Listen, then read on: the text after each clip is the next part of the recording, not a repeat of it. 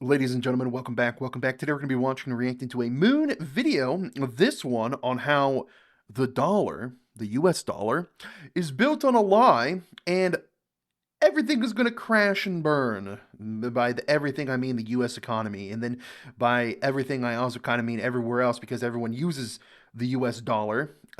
So yeah, we're in a bit of a pickle. We're in a bit of a pickle. Anyways, we're going to learn a little bit more about that today. The link to this video will be in the description down below, ladies and gentlemen. Moon, the dollar is built on a lie. Let's go ahead and get it started, yeah? Right now, the US is importing millions of barrels of oil every single day. And The price of oil just surged as well. Hold on. Because of the Israel and Iran situation, the price of oil just skyrocketed. Oh my God. What if this is all just a way to continue stabilizing the US dollar?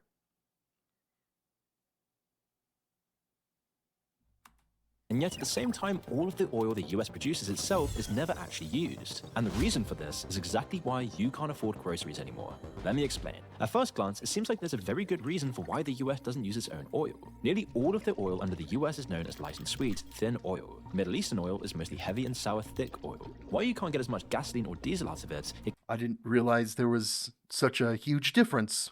can be turned into things that America's light oil just can't, like asphalt. America is one of the only countries in the world with the ability to refine the heavy crude oil. In fact, nearly all of the refineries are designed to deal with the kinds of heavy oil you just can't find in the US. All of this means, quite conventionally, as we'll find out later, that it's cheaper to just keep importing oil from the Middle East. What's more, it would take billions to change the system or even build new refineries. And even if you did change everything to suit American oil, you'd still need heavy oil to make tons of other products apart from gasoline. Well, at least that's the official story. But it leaves one huge question out. Why is America's oil system built around the worst type of oil? And who's even benefiting from this? According to Forbes' 2025 list, 15 people now dominate the billionaire ranks, up from just 6 in 2023. And back when the list started in 1987, there were only 2 people who had over $28 billion adjusted for inflation. Today, that doesn't even crack the top 50. In 2024 alone, billionaire wealth has surged by $2 trillion.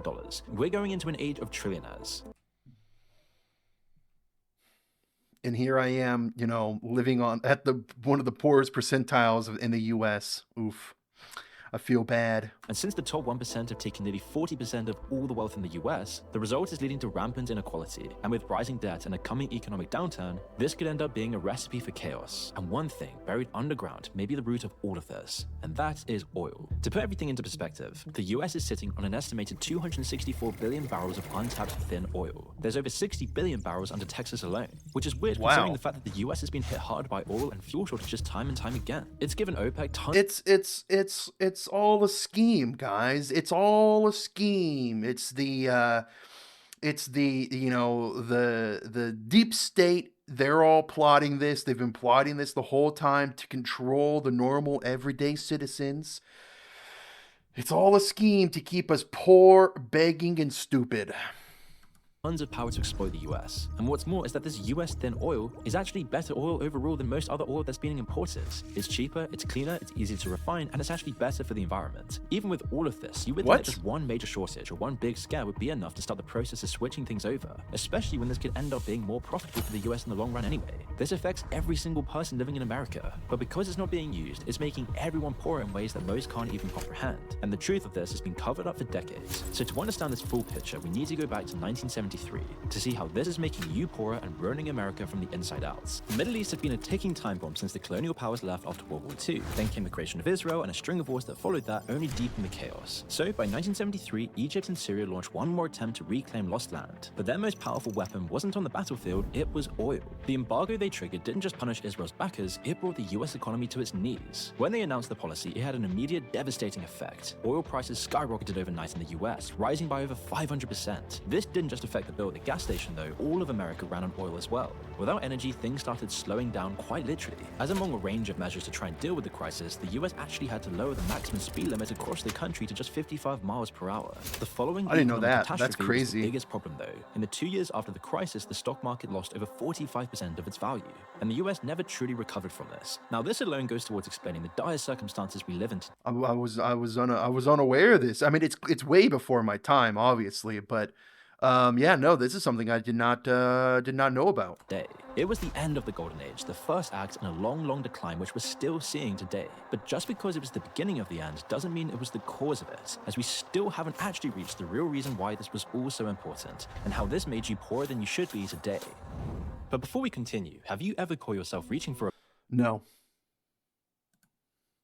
how the US reacted to the crisis? And it all links back to how Washington and the financial apparatus took advantage of the crisis, not the crisis itself. Now, Richard Nixon, for all of his faults, did actually have a plan to prevent all of this from happening again. He knew that the pressure building up in the Middle East was going to explode, and he also knew that this wasn't a problem that would go away anytime soon. One more problem with access to the oil supply, and the US would be plunged yet again into another crisis. So his solution was pretty simple: invest in nuclear energy. Ever since the Manhattan Project, I mean, nuclear energy is the way to go. People are so scared of the nuclear energy. It's nothing but a giant steam engine, guys. You put the fissile material in, it goes super hot, it evaporates the water, pushes steam through the turbine, and the turbine creates the electricity. That's all it is. But people are so terrified of it.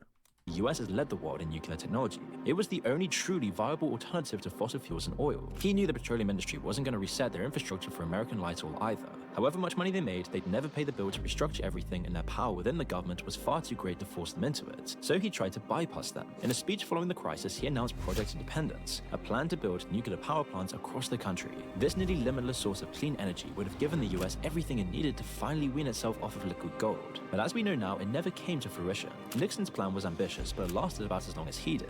A year later, the brewing Watergate crisis pushed him out of office. The US government was then left in shambles with seemingly nobody at the helm. That was except for one man who would decide the fate of the world's future: Henry Kissinger. He had a different plan to secure America's future, and it wasn't based on nuclear energy. Instead, he was going to work with Wall Street to secure America's dominance over the world, and he was going to use oil to do it. Just a couple of years before the crisis, US policymakers had been focused on an entirely different problem, one that would change America forever. In this period, the US economy had been growing at insane rates, and all of this time, the currency had been pegged to gold. But now, the supply of gold was being outpaced by the rest of the economy, which was inflating more and more every single day. The gold standard at least gave the dollar some legitimacy, but eventually the gold standard was to become almost obsolete, and so the US needed a new system, one that could benefit a handful of people. So Kissinger devised a plan to secure America's economic dominance without the gold standard, whilst also enriching his friends in the finance industry and Of course. Of course. them in a dominant position over US politics. So remember the war we mentioned earlier, the one that caused this whole oil crisis to begin with? Well, Kissinger was instrumental in causing this exact war. While he didn't create the geopolitical issues to begin with, he definitely didn't help solve them either. We now know he played both sides off each other, pushing them further and further until war was almost inevitable. But then when it finally did happen and Israel's enemies embargoed oil, he was then ready to step in with a whole new deal to fix the crisis of his own making. Instead of trying to resurrect the gold standard, Kissinger's plan was just to replace it entirely. In a secret agreement only recently uncovered, Kissinger signed a deal with Saudi Arabia to begin a long and uneasy alliance. The cornerstone of the deal was what would be known as the petrodollar system. And it was a simple idea really. Starting in 1974, Saudi Arabia wouldn't accept any form of payment for their oil other than US dollars. That same year, the majority of other oil-producing countries followed their lead. Even the Soviet Union quietly started selling their oil for dollars. This meant that the US could now print billions of dollars backed by the oil they had just gained control of. Yeah, this is... It's all a ploy, man. It's all a ploy. All of that Saudi oil money went straight into the US banks as well, enriching the financial sector. I love how he has like this Illuminati pyramidal floating triangle thing here. That's great.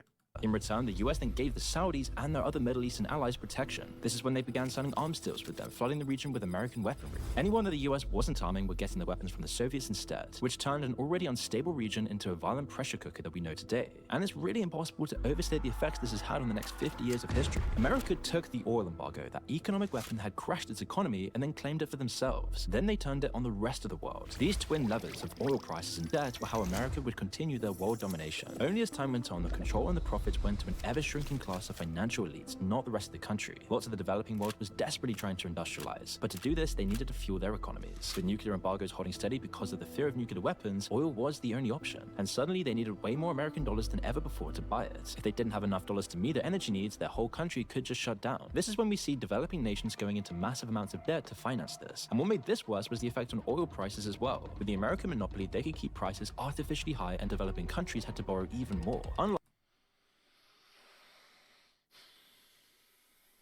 Again, It's all a ploy. Like money that comes from the actual American economy, though, this didn't create any value for regular people. Instead, most of it Nope, it causes issues for regular people. And then, the government just keeps printing fake money. went straight into the finance industry. There, it would only increase inflation and consumer prices, making a very small minority richer, but almost everyone else poorer. And it's really painful how obvious all of this is when you look at the price of oil as a trend. Before 1973, it was like any other commodity, naturally rising or falling in price gradually, based almost entirely on market demand and supply. Then, 1973 happens, the monopoly is formed, and boom, suddenly it goes all over the place for the next 50 years. It's almost like it's suddenly been linked to an ever-shifting world of geopolitics. Maybe some people were tampering with the price, changing it to suit their own economic desires as each month goes by. The world debt graph also tells a similar story. Right around 74 and 75, it starts going up, increasing rapidly over time and accelerating even faster once you hear the '08 financial crisis. Oh, This man. crisis, caused again by debt, has only ended up creating more of it. Today, That '08 financial crisis, it really messed me up. I'll tell you. I'm not going to go into details, obviously. It'd take too long, but yeah, that crisis and the resulting few years after, not a good time. the global debt to GDP debt ratio is skyrocketing once again. Today, the effects are clear. Nearly half of the budgets of developing economies go towards servicing old debts, mostly to American banks, all with their roots in the oil crisis and the resulting fallout. But other countries have also gotten in on the grift. China, with all of their outsourced manufacturing money, spends tons of it on debt schemes, copying America's system. And now they're one of the biggest creditors along with the US. That Belt and Road Initiative, it's all about setting up loan traps for other countries as well.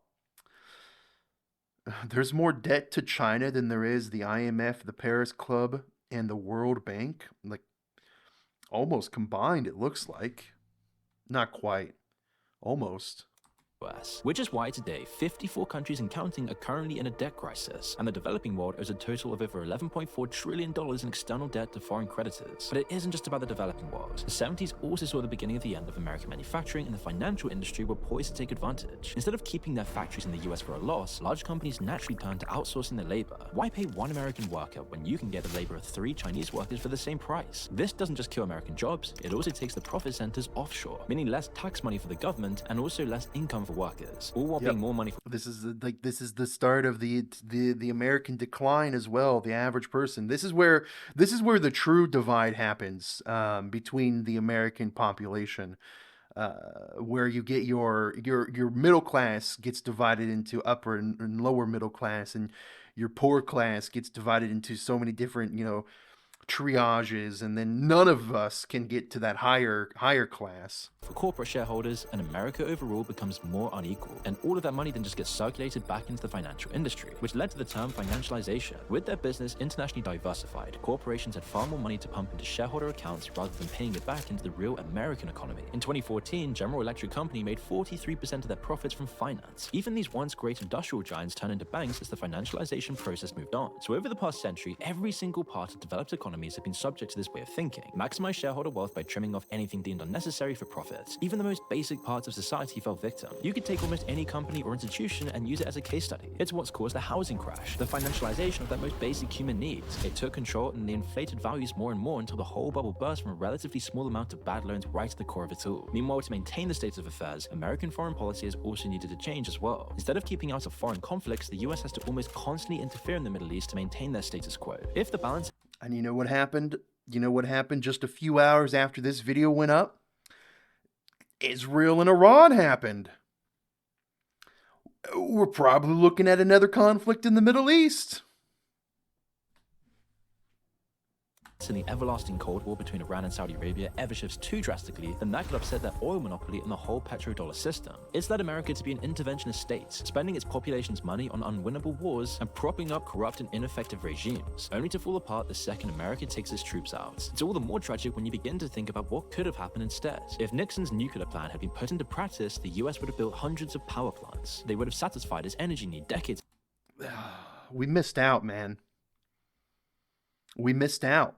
This could have been amazing. This literally would have been a utopia for us. Ago, and it would still be enough energy production even today. With all of that nuclear energy, the US wouldn't have been able to maintain the oil-based monopoly it refuses to give up. But instead, Kissinger and the establishment he represented killed nuclear energy in the crib. Disasters were then played up, public opinion was shifted, and the investment was stopped. So all of this brings us right back to the question we asked at the start. Why doesn't the US use the oil under its feet? Well, it should be clear now. The oil doesn't get used because the US is set up to make use of Saudi oil instead. That imported oil created the petrodollar system and put the entire financial industry in control of the world economy, something which it ran into the ground, all to maximize shareholder profits. So while it may have outgrown the actual need for that oil long ago, the US economy and the world economy needs that oil to still maintain the appearance of being useful. When the illusion does finally break, it'll create global chaos. But until that point, we'll just keep burning up more oil.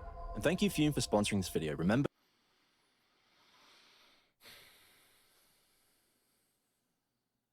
It's all going to come crashing down, guys. It's all going to come crashing down. It's absolutely insane that such a small amount of people basically control all of our lives just for their own greed. Nixon was outed in order to save oil. Our government is screwed no matter who we put in charge nowadays. Corporations will always win. It's that deep state. It's that deep state. Someone's got to drain the swamp. Isn't that what Trump said during his first term? Don't forget throwing away the lives of our sons and daughters in senseless wars. Half the country don't even realize we're involved in. True. Very true. Greed is always the problem. Moon's back. Time to get depressed about our worsening GINI coefficient again. So what's the ultimate goal of billionaires? Become the wealthiest man in the world. And then what? Bertrand Arnault surpassed Elon Musk as the richest man and nothing happened. I don't even know who this person is. Bertrand Arnold? No, not even a clue. My family owned oil that was illegal to pump for reasons decades ago. I'll let you figure it out. I'm working for an American oil company. They're planning mass layoffs at the end of the year. Okay. This will be the first time I've seen this without being connected to price of oil. 2026 is going to be a gooder, gents. A gooder? If President Jimmy Carter had not signed policies that reduced nuclear power production during his administration, the likely effects would have rippled across energy policy, climate change, mitigation, nuclear industry, and public perception. What could have happened? A nuclear-led power path out of poverty and warming. Abundant, cheap electricity equals economic uplift. Yeah. And that's one thing again. Yeah, if you're worried about climate change, nuclear power is the way to go. Nuclear power is the most efficient route to, fixing the climate. I want to read some of the newer comments. Imagine making a video talking shit about countries' oil prices when you live in a country with the highest oil prices in the world. What? Oh god, this guy's going on and on and on. Bro, STFU about American issues and stick to UK issues, bro.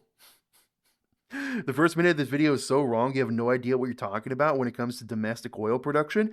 We export all our oil because we can make exporting it, then keep it domestic.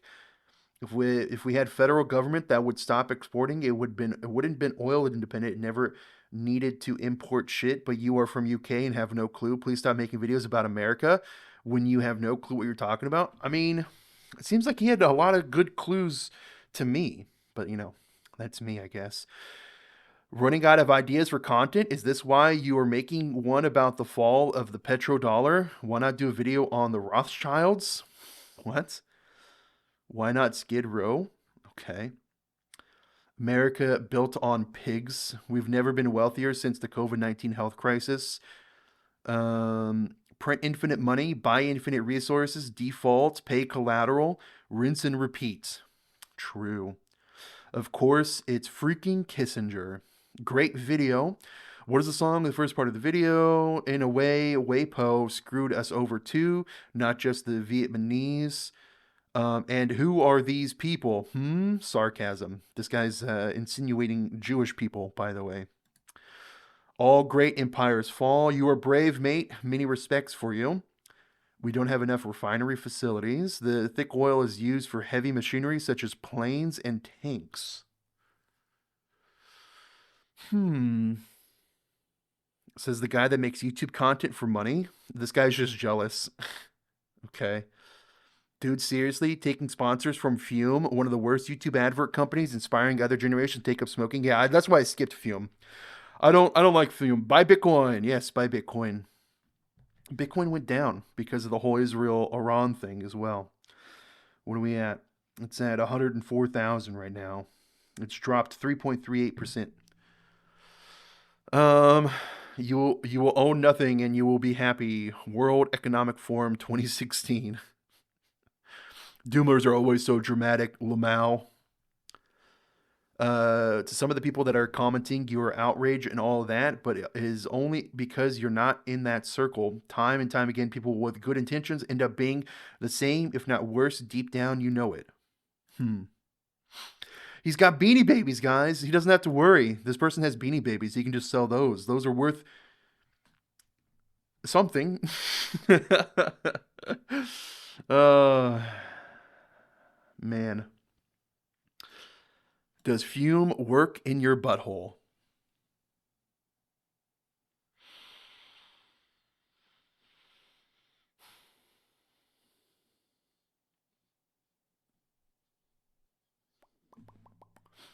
Nixon was outed in order to save oil. Our government is screwed no matter who we put in charge nowadays. Corporations will always win. I had to reread that because that's a good set. That's a good one. I had to reread it. Guys. All right. Again, a link to the video will be in the description down below. We missed out, guys. We missed out on a nuclear utopia. It is what it is. It is what it is.